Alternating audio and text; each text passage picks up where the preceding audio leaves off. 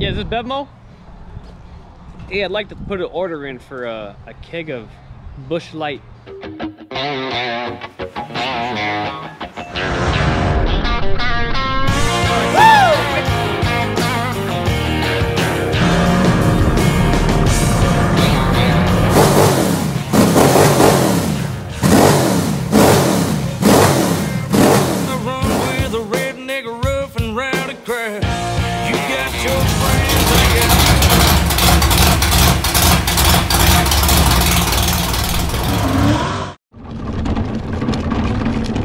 Alright guys, welcome back to Cherezian Racing. I'm Ryan, and I just got home off of work.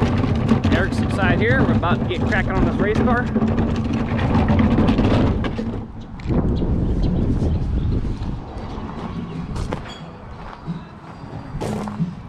Alright, ready to get this video going? Yep. Alright guys, so we're back. It's been a while. We haven't had a video out for a while since our last race, a couple weekends ago. Last Thursday was kind of a dud because we did an interview with our traveling series, the Tri-State Pro Stock, so that kind of chewed up a lot of our time. But anyways, just a recap. The last race we went to, we only made 2 laps because our right rear hub broke.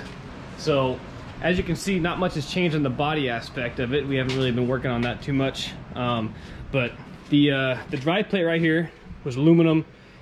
And it's stripped out. I guess that was a bonehead move on my part, putting an aluminum drive plate on. I guess that's a no-no. So anyways, I called the company that makes these, the manufacturer of the rear end, and they wanted $215 or $220 a piece. So you had to get 2 new ones, and they were steel. So I was like, hell no to that. And I told you guys once, I told you guys again, we're a little bit different than the rest of the racing channels you see out there. Most people would buy, you know, $450 worth of drive plates just to have one set on the car. I went on eBay and found these old NASCAR pieces. They wanted 25 bucks a piece, so I ended up buying 4 of them. The problem with that is they don't bolt right up. They're the same splines, they're the same bolt pattern, but I had to do a little modifying on them. This is a spare one I had, but I had to cut basically the center ring out and hog out some of the holes because my studs are a little bit bigger. But they work. The only difference is really that these ones bolt to the actual hub right here and here, and these have a different bolt pattern. But if you guys run inner axle seals, you don't have a bunch of lube gear oil floating around in there, you don't really have to worry about sealing that thing up real good. So I just kind of put a BRTV in there and then bolted the wheel on. So it's going to be stationary, not having to worry about any kind of fluid coming out of it, and should work out for us. Took a little more time than, you know, obviously bolting a brand new one on that was made for the rear end, but saved us a good $300 and something. So gotta save money somewhere.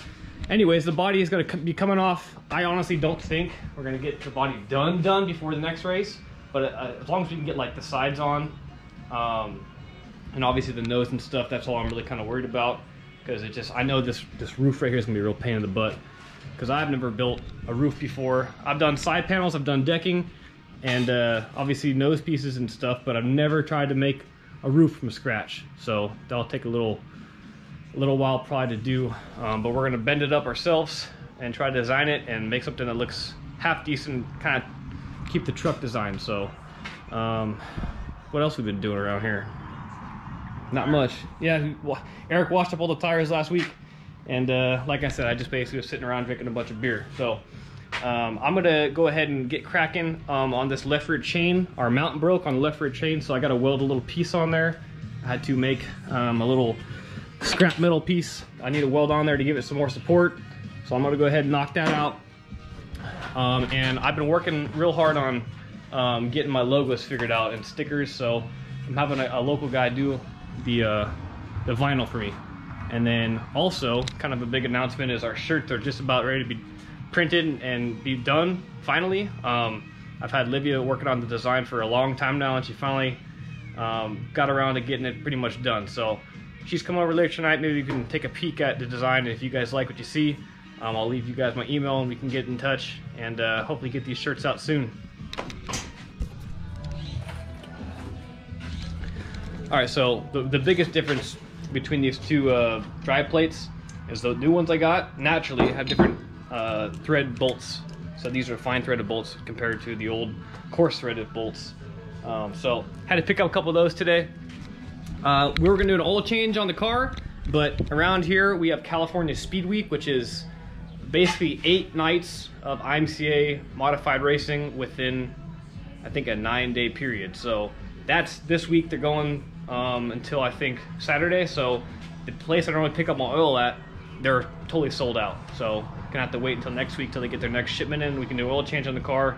And our next race is gonna be at Antioch Speedway on the 23rd, I think.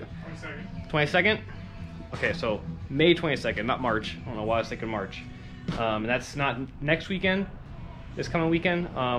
It's the weekend after, I think, right? 2 weeks out. 2 weekends? Okay, No. so 2 weekends out. You get the picture. It's a couple weekends away from now, so we got some time still. Nice, new, pretty looking. Same shit we had last time, just a little bit newer. This thing is the junkyard over here. Just tossed it in there for now. Maybe we'll put it on the hobby stock when we get around to it. It looks good. It looks good. It looks good when it's new. Even half it looks good. Close. Hold down here. Let me see. Got the glare on. This is hard to tell, but it looks close enough. Yeah. Like I said, they're both Chevron It's gonna blue. look So closer than what we have now. yeah.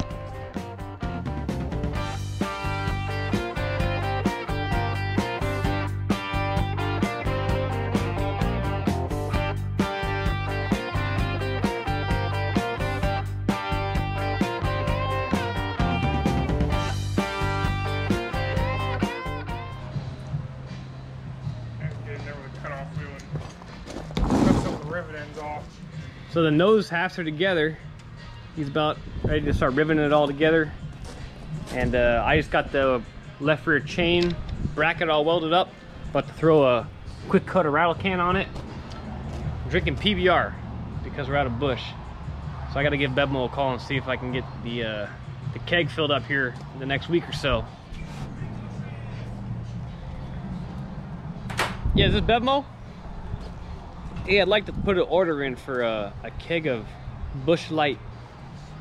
Put me on hold. I don't think we got Busch Light. No. I just talked to you guys recently, all right? You have Busch Light. You can get it special ordered for me.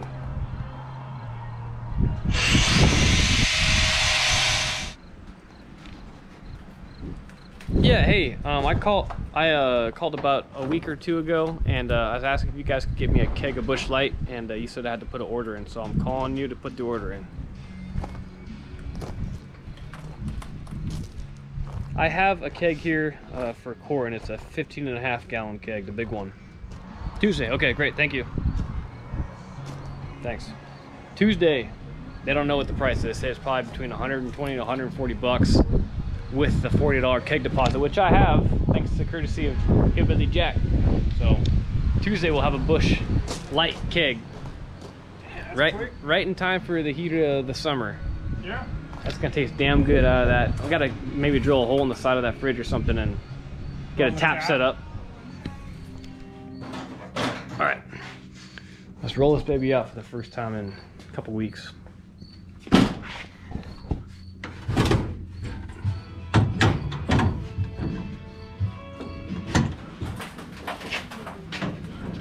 There she goes. Come on, baby.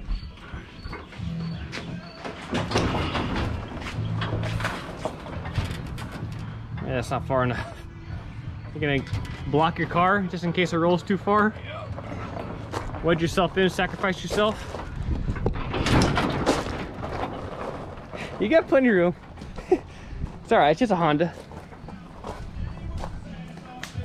All right, we're gonna get this place cleaned up a little bit and kind of get organized, and then bring this thing back in here, get some ride height measurements on the body, and start putting the nose on.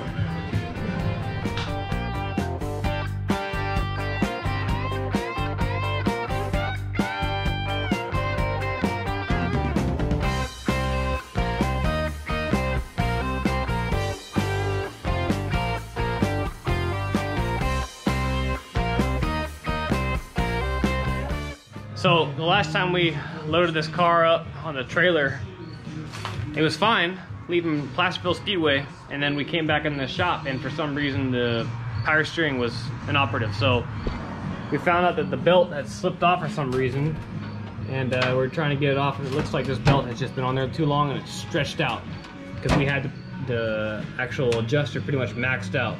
So like he was saying over there, it's good that we caught this now instead of going to the track and figuring it out while we're at the track making hot laps or something. So we got a spare belt we're gonna throw on it. This one seems like it's brand new and in good shape. Yeah, the baby's real tight now. Tighten this one while we're at it too. Alternator belt. Preemptive maintenance. Yep. Make sure we got some good fluid in there. Probably need to do another flush on it. All right, well, we got that fixed.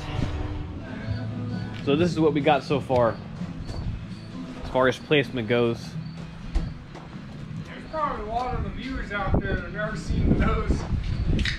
No, we haven't had a new nose on this thing since beginning of 2020, and that was literally January 1st of 2020. Yeah. So I mean, I was just brand new at that point doing the channel thing, so most of you guys don't know what a new nose looks like, and these things look cool when they're out of the box. 07 Silverado AR bodies coming in clutch. So we got a whole lot of work to do still, but it's a start. You ready? I'm ready. Look. All right, so it's a new day. Eric left last night, and I'm working on this car, trying to get this nose fitted up, trying to get the right ride heights and everything with the jacks on both sides, and kind of mocking it up real quick. But Olivia's here. She got the t-shirts going. I do. So show us what we got going on here. So. Something you handmade? Yeah. From scratch? From scratch. I don't know if you can see it on there. Yeah, I can see it. That's the new logo. She made it from basically nothing at all. A couple old dirty pictures, and this is the old one. This is the one that we had a couple years ago, 2013. It wasn't that great. The problem was the design's nice. The design's nice, but the problem was when you wore it, you sweated your butt off, especially where the image was. It just didn't breathe, and it was really thick printing. So trying to get something new made up that's a little more breathable, and obviously it's a lot cooler image, I think. Got two cars, got some bush light action going on right there. This. Got the Chevy. What else more could you want? Anyways, we're trying to figure out places to get it printed at. I have 80 shirts, blank shirts, that are a little bit thinner, same color, but they're a lot thinner. So it'll be better for like the summer months and stuff. But I got 80 shirts ready to go. I just need to find a good place to get them printed at. We're kind of going back and forth and finding quotes and stuff at different locations, and we got to kind of modify the image a little bit to get the right colors so they can do it. But we're still looking. We're trying to find the right place, and I don't want to go and get it shipped like I did last time, because I had 50 of these shirts shipped from the people that made them, and it was like another 150 bucks just to ship them, or something crazy like that. So I'm trying to stay local. We'll see how it goes, but I'm excited. If you guys want a shirt, let us know in the comments what size, how many. Are you ready? Like, comment, and subscribe. Nice. That's supposed to be the end of the video, though. I'm still gonna do a little more work in here. You could be the new film girl. The new film girl. You'd be the new film girl, because the old one didn't get a lot of filming going on, so reincarnated. Look good, look good. Yes. Got the t-shirt master doing her finest work up on my homemade stool and bench set here. Little Milwaukee spacer there for the computer area. I got some cardboard out here that actually the nose came in, and I'm just gonna be cutting a piece out right here so I can go ahead and mock it up to the top here over the front, so I can get this front line kind of correct before I cut out the sheet metal, and try to get some contours bent in it, because this thing is not exactly flat on top.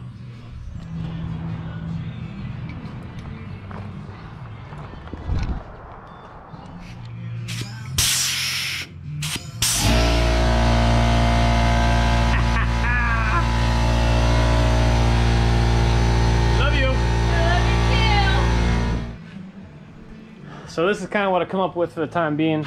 I just kind of trimmed it out along the lines, and I think I'm gonna take a break right here and another break right here to kind of angle it down in this little gap. And then I'm gonna tweak this side a little bit and bring it up and try to make it even. But that's about as far as I got today. I am definitely not a body man. My problem is I try to get everything too perfect, and when something doesn't line up and it's not perfect like I want it to be, I freak out and I try to make it exactly perfect, and I just get kind of caught up and don't really see the big picture. So it's gonna take me a while to get this. I'm really hoping to get the front, the fenders, and the sides done before our next race, and that is probably doable, seeing that that's gonna be on May 22nd, like I said earlier with Eric. So we got a couple more weeks to get cracking on it. We did make some good progress on the board. Shoot, we just got to do basically an oil change still, and then the body. So I got that done. I got the left rear chain fixed up, and got the belts tightened up and fixed up. Got to do some more tire work, obviously, and body work, and a couple little knick-knack welding stuff. But I kind of just took measurements on the car, on ride heights, how they currently are, so I can mimic and maybe change just like an inch or two. So that's pretty much where we're at as far as what's got to happen in the future. But that's gonna do it for this video, guys. Remember, if it's bent, it is not broken. We'll weld it up, JB weld it, patch it, plug it, whatever it takes, and get out there again. I do want to give a shout out to a couple guys that watch my videos that now have been making their own videos. I do like watching videos out there on YouTube, and that is Claude Ratliff out there, Ratliff Racing, and then another one is Jason Dukes with Dirt Track Race Life. So those guys are both really good channels. You guys go out there and give a shout out to them and see what they do. Anyway, we'll see you next time, guys.